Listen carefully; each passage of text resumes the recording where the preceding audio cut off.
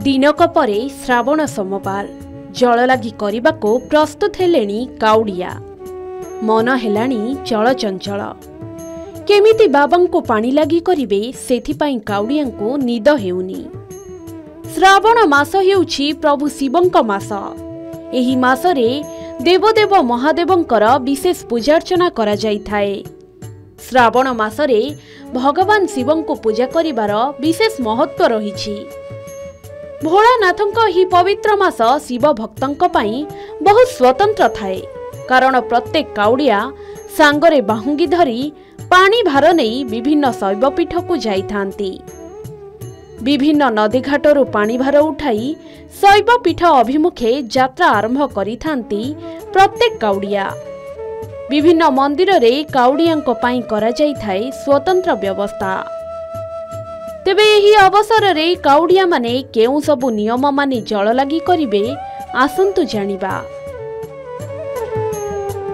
ओडिशार प्रसिद्ध मंदिर लिंगराज ठारे श्रावण सोमवार पानी ढालिबा पई काउडियांकर बेस इच्छा थाए। श्रावण मासर प्रत्येक सोमवार दिन श्री लिंगराज मंदिर रे प्रबल भीड़ लागि थाए। तेणु हजार हजार काउडिया को दृष्टि रे रखी लिंगराज मंदिर प्रशासन और एएसआई पक्षरु समस्त व्यवस्था करा जाइछि। श्री लिंगराज को मंदिर समेत मेघेश्वर मंदिर, ब्रह्मेश्वर मंदिर, चिंतामणीश्वर मंदिर लागि मध्य स्वतंत्र व्यवस्था करा जाइछि। आसंतु जानिबा काउडिया भक्त माने किपरि मंदिर भितरे प्रवेश करिवे और बाबांक निकटरे जल लागि करिवे। जल लागि पाई पूर्व राति अर्थात रविवार राति 3टारे मंदिर पहड़ खोला जिवो। परे 3:30टारे लिंगराज को मंगल आलती और अवकाश नीति संपादन हेबो। परे भोर 4टारे श्रद्धालुंक लागि साहण मेला दर्शन आरंभ हेबो। भक्तंक समागम को दृष्टि रे रखी ब्यारिकेड्र व्यवस्था करा जाइछि।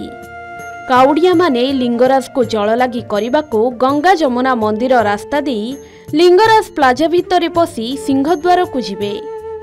सिंहद्वार पाखरु आड़काठ निकट को जिबा को व्यवस्था होइछि। तेबे गर्भगृह मध्य को प्रवेश निषेध थिबा बेले आड़काठ निकटरे थिबा लोधारे पानी ढालिबे काउडिया।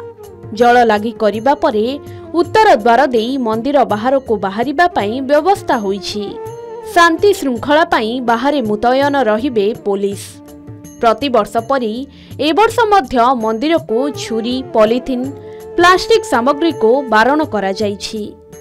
एहा सह जल लगी समय रे पान, तमाखु और मादक द्रव्य सेवन करी मंदिर भीतर को जीवा उपरे कटकणा रहिछि।